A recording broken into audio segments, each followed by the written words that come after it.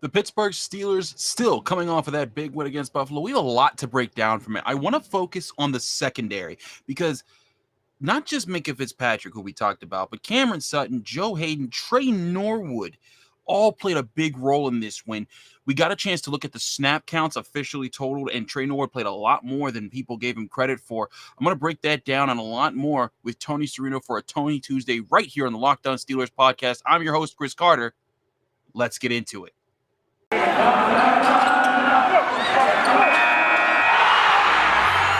are Locked On Steelers, your daily Pittsburgh Steelers podcast, part of the Locked On Podcast Network, your team every day.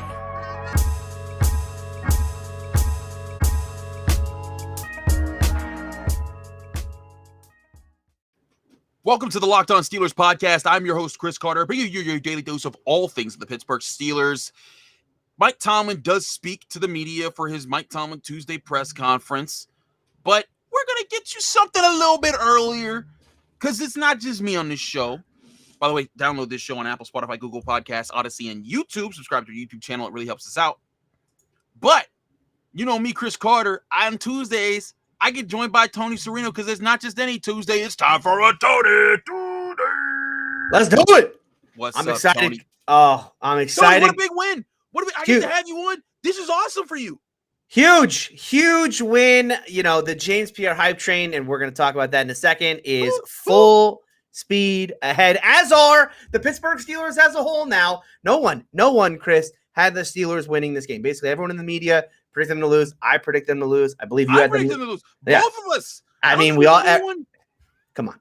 And I mean, really, fans out there. I mean, really, honestly, I know a lot of Steelers fans. You know, they want to. We all, you know, but who really believed it? Who really believed it? I'm sure almost every fan of the Pittsburgh Steelers had a CVS receipt long list of reasons why they could glean some hope out of a loss in Buffalo. Yes. I know that was coming. Heck, I have one head in my mind too. That was going to be the case. But they said, throw that out the window. We're getting dubs out here on the road against a team that everybody thought was going to just house the Steelers. And I didn't think they'd get housed. I didn't think the Steelers would put up a fight and it would go down to the wire. But the way they controlled this game was phenomenal. Now, I talked about TJ Watt, Cam Hayward, Alex Highsmith, Melvin Ingram, almost called him Mark Ingram. But I talked about those guys a lot in the Monday episode. So go back and check that out. It was a great breakdown on the game. But Tony, I want to talk to you about this secondary because they were also phenomenal in this game.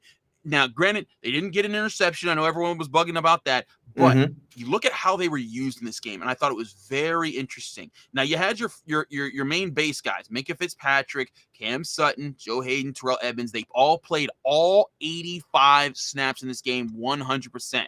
Yep. But after Devin Bush and TJ Watt, the next most used defender on the field with 68 snaps, counting for 80% of the time the Steelers were on defense, was 7th-round draft pick rookie Tre Norwood. He started the game in the slot, and in the second half, they moved him to deep safety and let Minka play in the slot. And the defense, they allowed one touchdown to the number 2 offense from last year. That's ridiculous. It is crazy to think year over year how much better, how much better this defense got from the performance we saw to this team a year ago in this very same matchup, right? This is secondary that lost Mike Hilton, that lost Steven Nelson, didn't add a ton of talent in there other than a lot of young pieces like a Tre Norwood, okay?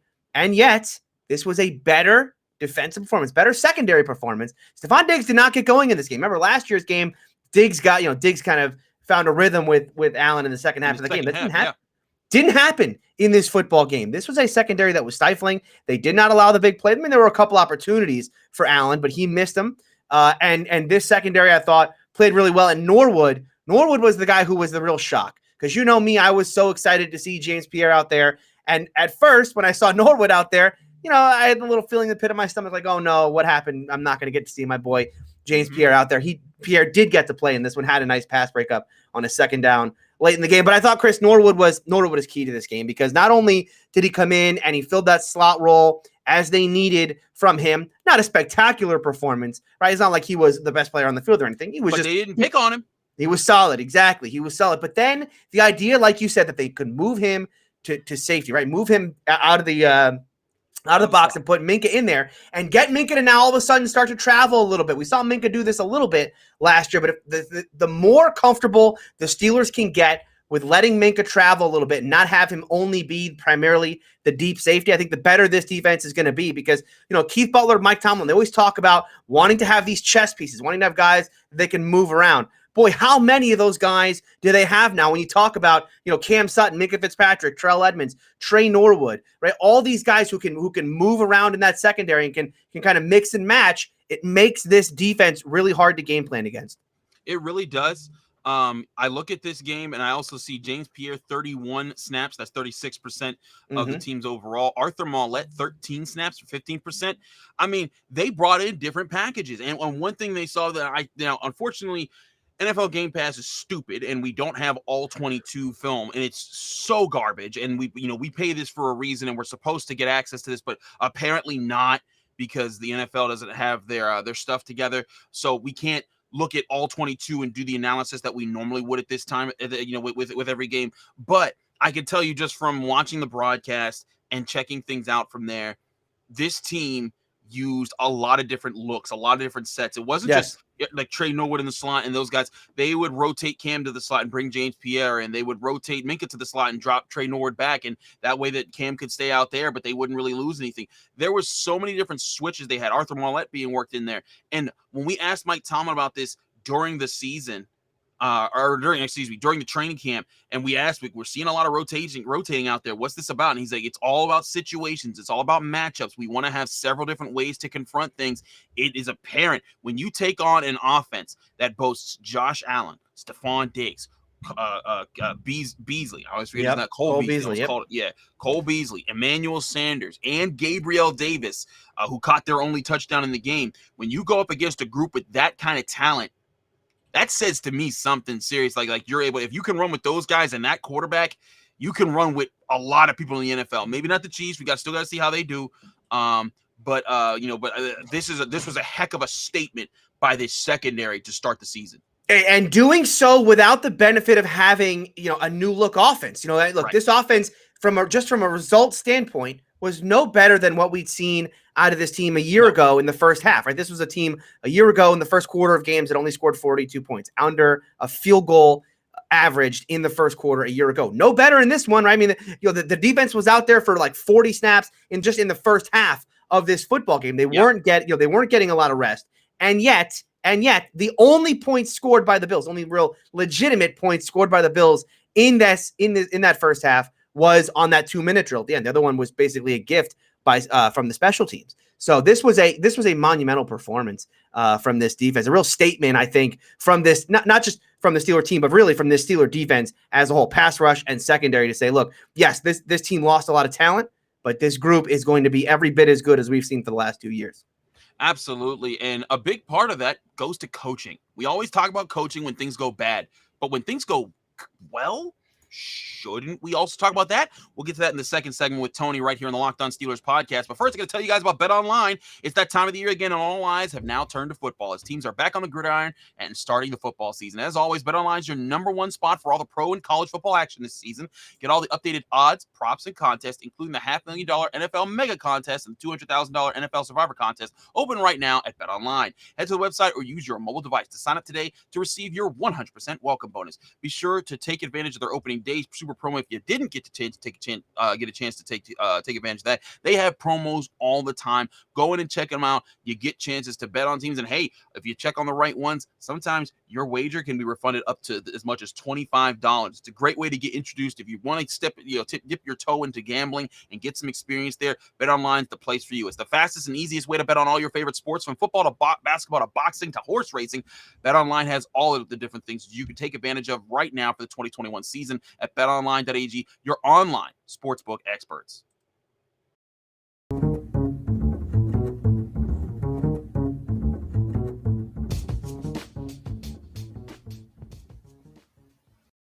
Back here on the Locked On Steelers podcast, I'm your host, Chris Carter, continuing at Tony Tuesday with Tony Serino. Now, Tony, the coaches, that's something that we always hear all the time. The Steelers, Mike Tomlin, he should be on the hot seat. Oh, this, that, and the third. But they should get a ton of credit for how they dealt with this game.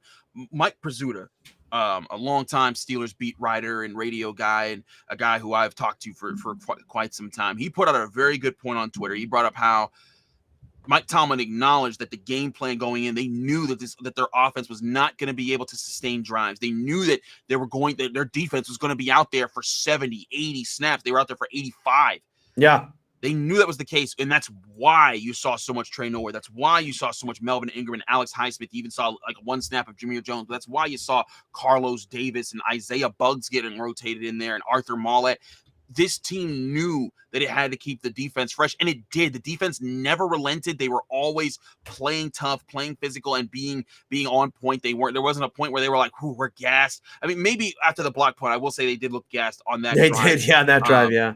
But again, that was one that's tough to game plan for, because you got to get out there right after you just had forced a 3 and out. But all in all, that on top of the offensive game plan to kind of wait to open things up until you saw where they were trying to go, they did so many things right. And I don't think that there's enough talk in this town about what this coaching staff did to start the season. No, and you and I were asked right after the game ended by someone on Twitter. He said, "Hey, where does this win for Mike Tomlin rank in his all-time wins?" And it's obviously it's hard to put this anywhere close to the top. Too many of those. Yeah, because Tomlin's been around for so long now, and he's multiple division titles, multiple Super Bowl appearances. He's played in far more important games than this one. But boy, when you again consider what happened to this team this offseason with the salary cap going down, with them having to make some roster cuts and let guys go.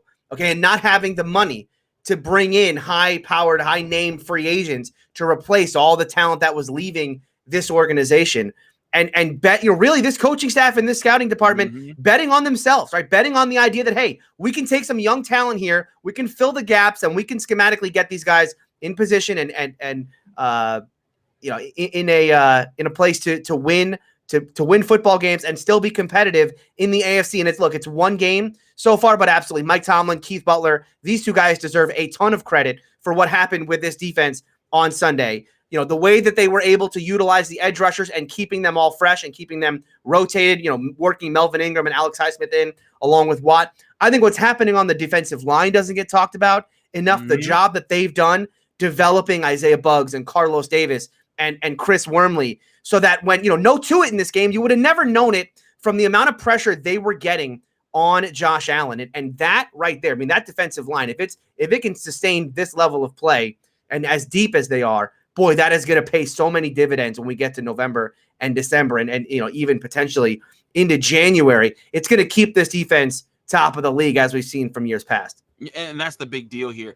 Also, speaking for depth, as these younger guys get worked in more, there's going to be weeks, the 17-game season, there's going to be weeks where you need somebody to step up for a game or two, where Joe Hayden's going to be down, or Cam Hayward's going to be down, or someone's going to be down that you're like, man, that's a major defender, and you're going up against a tough opponent. But if you have a guy who can hold down the fort like Tre Norwood did, like James Pierre did, that breakup he had on the deep ball from Allen, that was a huge play that I'm not so sure that everyone that Steven Nelson makes. I'm not so sure. Maybe he does. Steven Nelson isn't a bad quarterback at all by any means, but it was the headiness of him to recognize in that play, this guy shooting up the seam. We're in cover 3. I have outside leverage. I need to come through and punch that ball out of his hands. And he came in and you saw the fist go through the hands of the receiver to break it up. Tre Norwood, same thing on a seam route to the end zone that was tried by Josh Allen. He jumped that as well and made sure that was broken up, although that one got called back for an offensive holding play. Still, yeah.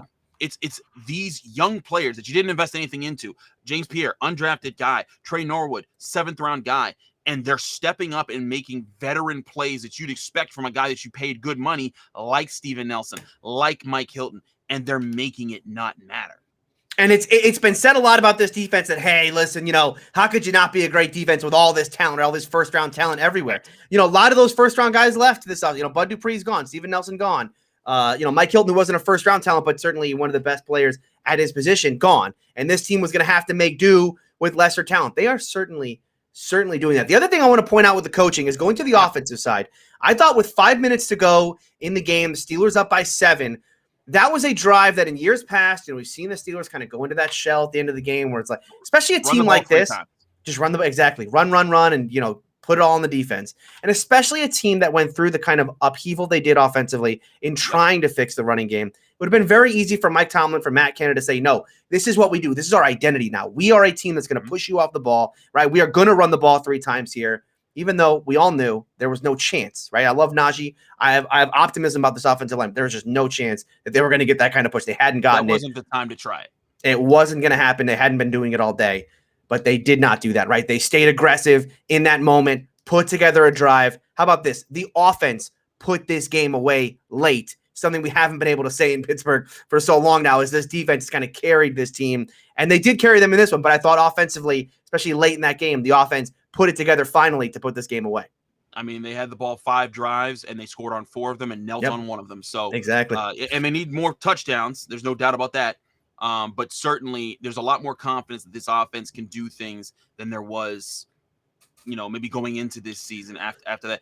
And I think that's showing at the end, especially like you said, that last drive where they threw the ball. And I was sitting there thinking like, man, just run the clock. You trust your defense. Yeah. They said, no, we're getting 3 points here. And then they went and got it. So kudos to the coaches for trusting their guys and trusting Ben Roethlisberger to get that done. Even with the struggles that he was having in that game. So all good things there. But Tony, we talk a lot about the Steelers on this show. We need to take a look around to see how things went in the NFL. Because this is, of course, this is before Ravens and Raiders. We recorded this on Monday, full disclosure. So you're seeing this after that. So we can't comment on how those 2 teams did, but we can comment on how some other key AFC and NFC teams did. We'll get to that in just a second here on the Locked On Steelers podcast. But first, I got to talk to you guys about RockAuto.com. RockAuto.com is where you save time and money when you go there and you can save anywhere from 30% to 50% or 100% less than what you would have spent at a chain store or car dealership, where if you say needed a Honda Odyssey fuel pump, that would have been $353 at the chain store, but it's $216 at Rock Auto. There's several pieces and parts and everything that you need for your car or truck like that for cheaper at rockauto.com. It's a family-owned business serving do-it-yourselfers for over 20 years. Rock Auto's prices are reliably low for every customer. They have everything you could need, from brake parts to tail lamps to motor oil and even new carpet. Go explore the easy-to-use website today and find the solution you need for your auto parts. Go to rockauto.com right now and see all the parts available for your car or truck. Right, Locked On in there. How did you hear about us box, so that they know that we sent you. Amazing selection, reliably low prices, all the parts your car will ever need. Visit rockauto.com today and tell them that Locked On sent you. And we're also brought to you by DirecTV Stream. Does this sound familiar? You've got one device that lets you catch the game live, another that lets you stream your favorite shows. You're watching sports highlights on your phone, and you've also got your neighbor's best friends log in for the good stuff. Well, I want to tell you a simple way that you can get all the entertainment you love without the hassle, and that's a great way to do that by getting DirecTV Stream. It brings you your live TV on-demand favorites together like never before, so you can watch your favorite sports, movies, and shows all in one place.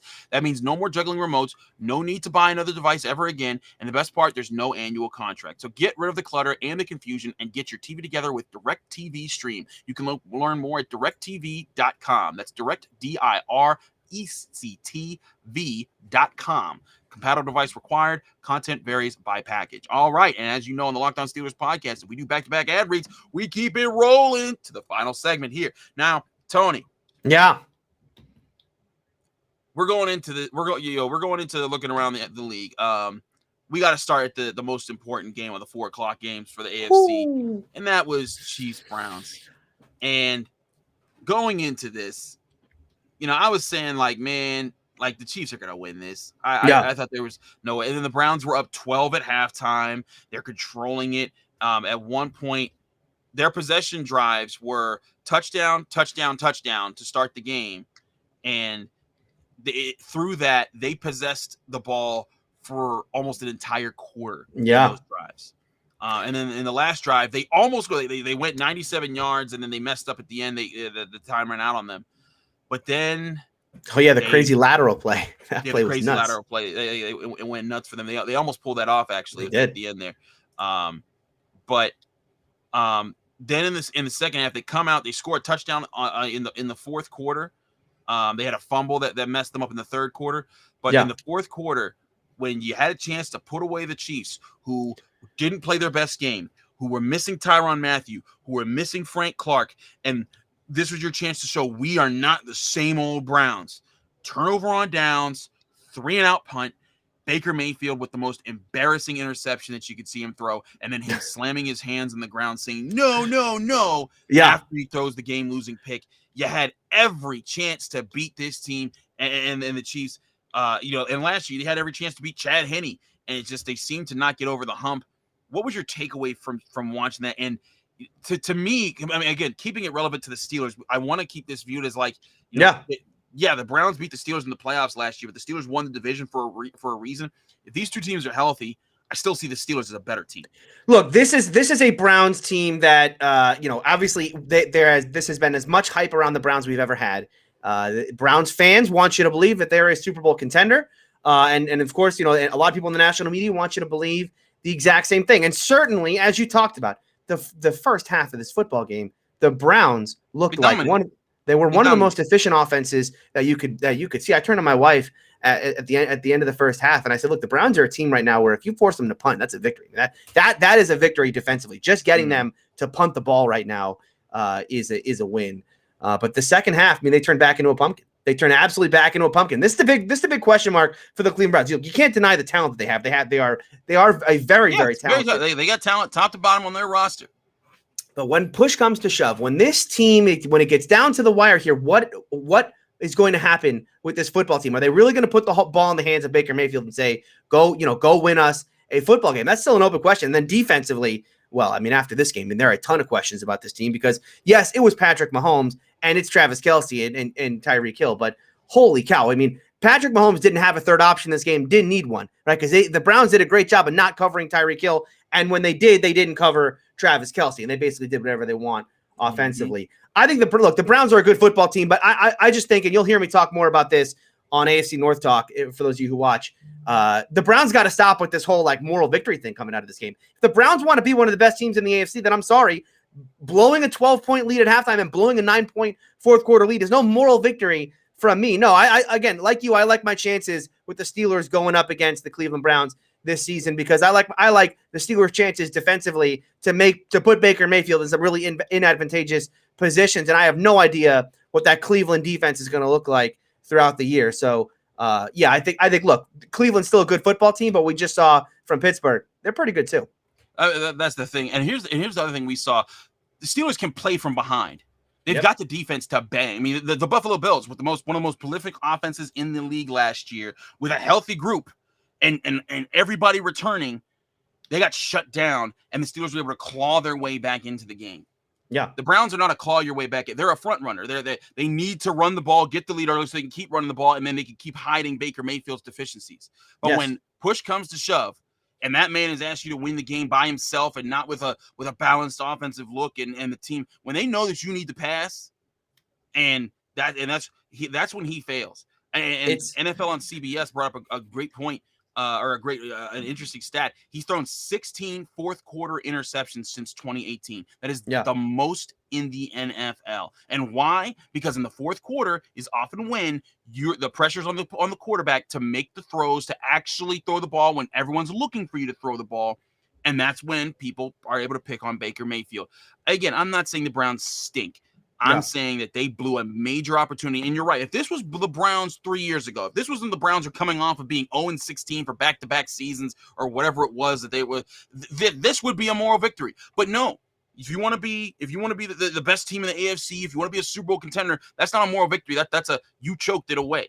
That's right. You choked your way at home field advantage. If the Browns really want to be the best team in the AFC, then when you go on the road to Kansas City, you take a 12-point halftime lead, and you look like one of the most efficient offenses in the league, and then you have a 9-point lead in the fourth quarter, you can't afford to blow that. And don't give me that it's a moral victory when you were up by 9 in the fourth quarter, and your top 10 quarterback Baker Mayfield goes 3-and-out interception. Okay, I don't want to hear about a moral victory after 3-and-out interception. No Steeler fan, if Ben Roethlisberger did that, no Steeler fan would be telling us that it's a moral victory that Ben went 3-and-out interception. We will be killing Ben Roethlisberger, and rightfully so. Okay, that's because Steeler fans understand what winning is like. Browns fans don't understand that yet, and that's why they still treat this team like they're a 6-10 moral victory against the Chiefs type of team, when they should be considering this team as what they want us to believe, which is a true Super Bowl contender. Lose me with that, Chiefs or Browns fans. And I'm right with you there, because here's another thing you have to factor in is that, the Steelers just beat an AFC opponent. The Browns just lost to an AFC opponent. Let's say that these two teams split this year, right?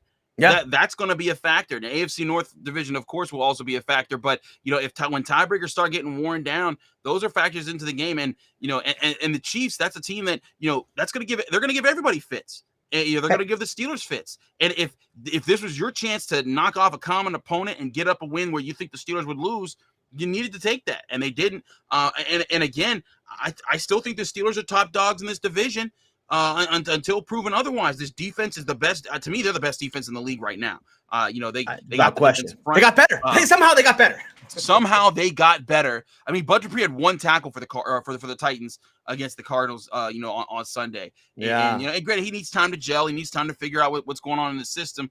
But coming off ACL, yeah, exactly. And there's a lot of things to consider there. Steven Nelson, Mike Hilton, all those guys gone. Everyone said this defense was doomed to stink or be mediocre or not be top 10, let alone top 5. And they had a top 1 performance on Sunday against one of the more prolific offenses in the NFL.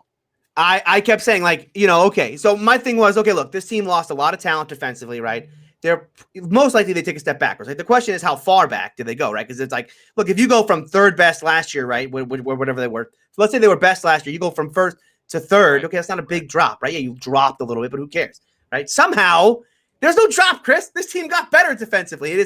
And again, it's only 1 game sample size. We'll see what happens going forward, but I don't imagine that LA's coming in, or Las Vegas is coming into Pittsburgh next week and lighten up this Steeler defense. So no, I think this is as Tomlin would say, arrow pointing up for Pittsburgh. Not only because they won, but because Cleveland dropped that one now. And like you talked about, conference record is going to matter later on this year. And also that is a Browns team right now with a rebuilt defense, but massive question marks all around it. Yes, it is. And sure, they added big names and everything, but I'd be concerned moving forward because, again, that was a game. And now you got to see if you can rebound, because if you go into week 2 and you drop another one, they got the Texans. They got the Texans. I mean, if they lose that one. And that's one that they should comfortably win. I think they're going to handle the Texans. But if Tyrod Taylor comes in and beats you like the way he beat Jacksonville, there will be fire alarms in Cleveland. But bottom line here, Steelers put themselves in a very good position in the AFC. Looking around the league, the one other thing I wanted to point out before we go here, the Packers getting smoked the way they did by the Saints. That was another team that I looked at and I was like, man, that's a tough draw for the Steelers. They're going on the road. It's early in the season. And granted, that could just be one game. Yeah. But if the Packers are going to look that bad, especially at this part of the year, you have a chance. You just pull off a major upset. If you handle your business at home versus the Raiders versus the Bengals, you have a chance to go on the road, play a struggling Packers team, and be 4-0, and then you're playing the Broncos and the Seahawks at home. This is a chance for the Steelers to set the tone for their season, and again, buy time for this offensive line to come together. Because this is a young group that you want that run game to grow. It wasn't going to grow last year because those guys were older, and that was kind of just what they were. This is a group that they can become something by middle to late of the season. And if you're winning while they're doing that, and you can stay healthy down the stretch, that's going to make this team extremely tough and one of the best in the NFL if those things can happen. But first things first, they got to handle business with the Raiders at home. Tony, thanks so much for joining the Locked On Steelers podcast. As always, it's a pleasure to have you here. Let people know they can find you, follow you, and get more of your work, and where they can watch you give it to all the haters on AFC North Talk this week. Gonna be a fun week on AFC North Talk this week. You can find that right here on YouTube. If you're watching here on YouTube, search AFC North Talk. We are going to go live 5:45 p.m. Eastern time, both Tuesday and Thursday this week. Tuesday's our recap show. Thursday is our preview show, so make sure you give that a watch and subscribe there. You can find me on my YouTube channel, Steeler Country with Tony Serino. And, of course, you can find me here every Tuesday, Locked On Steelers, Tony Tuesdays, here with my friend Chris. Absolutely. Thanks for coming on, Tony. You can follow me on Twitter and Instagram at Carter Critiques. I'm your host, Chris Carter, here in the Locked On Steelers podcast. Remember to subscribe to us. We're on YouTube, Apple, Spotify, Google Podcasts, and Odyssey. Also, if you leave us a 5-star review with a positive comment, you get a special shout out at the end of the show. Just like this person, we have Mac Main 525, who says fire with his 5-star review. Says, this is so clutch right now. This podcast starts my day every day. Hate when the weekend comes around. Finally got the deal with TJ done. Keep up the good work. Thank you, MacMain 525, for your 5-star review. If you want your shout out at the end of the show, go on Apple right now. Give us a 5-star review. Give us a positive comment. all that will be straight love, and it really helps us out here on the Locked On Steelers podcast. I'm back tomorrow on the Locked On Steelers podcast. A returning guest. We're switching it up this week. No Dean and Josh this time. We're gonna have Brooke Pryor, ESPN. She's gonna be making an appearance. It's gonna be a fun show. I get to talk with Brooke. She made the trip to Buffalo, so it's gonna be a good time with her, talking to all things Steelers right here on the Locked On Steelers podcast, which you can find again on YouTube, Apple, Spotify, Google, Odyssey, all the places our podcasts are hosted. I'm Chris Carter. Thanks for tuning in. Be back in your ears real soon.